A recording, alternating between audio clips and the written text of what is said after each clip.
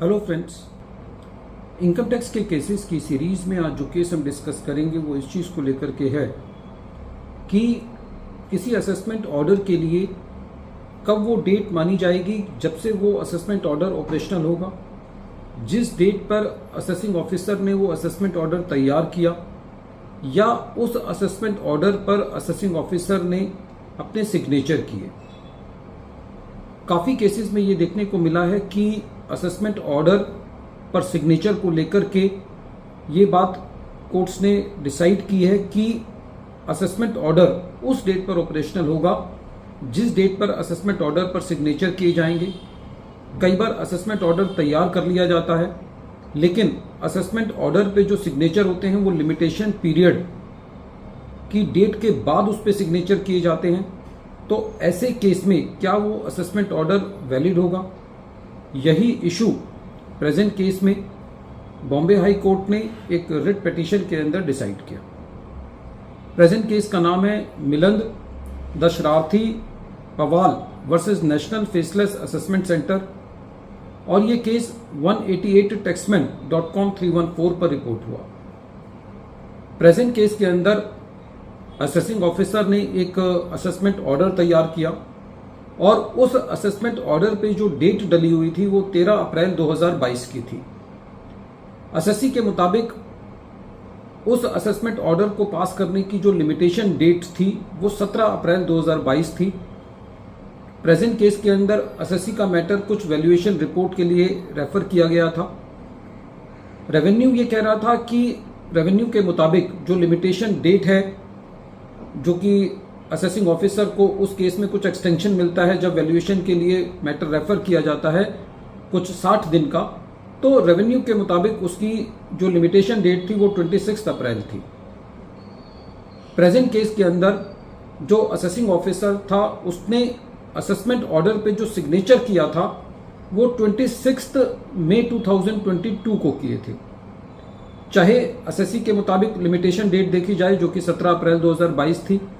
या रेवेन्यू के मुताबिक देखी जाए लिमिटेशन डेट जो कि 26 अप्रैल 2022 थी,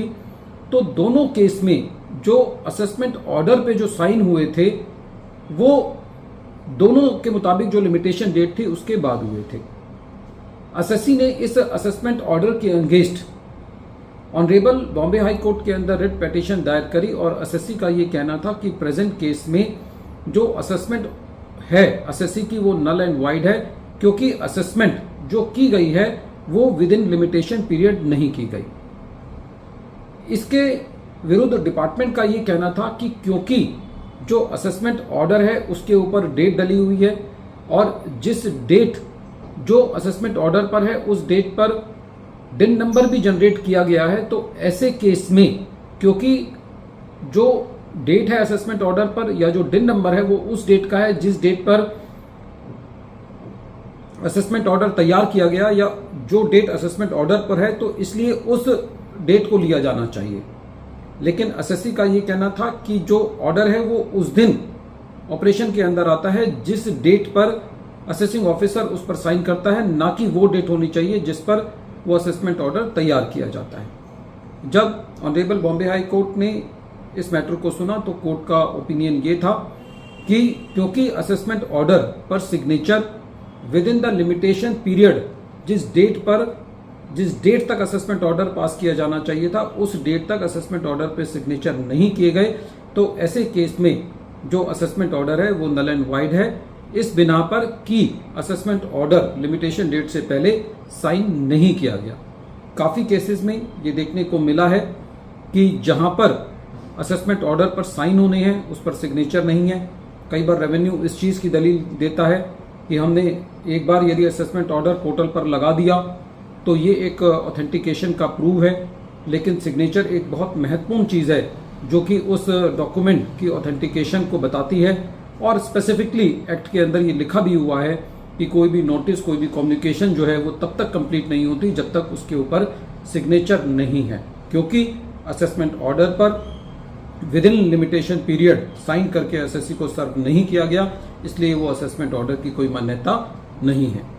वीडियो के अंत में एक बार फिर मैं केस का नाम रिपीट कर रहा हूं। केस का नाम है Milind Darsharthi Pawar versus National Faceless Assessment Centre, और ये केस 188 taxman.com 314 पर रिपोर्ट हुआ और इस केस का जजमेंट 6 जुलाई 2026 को आया। Thank you friends.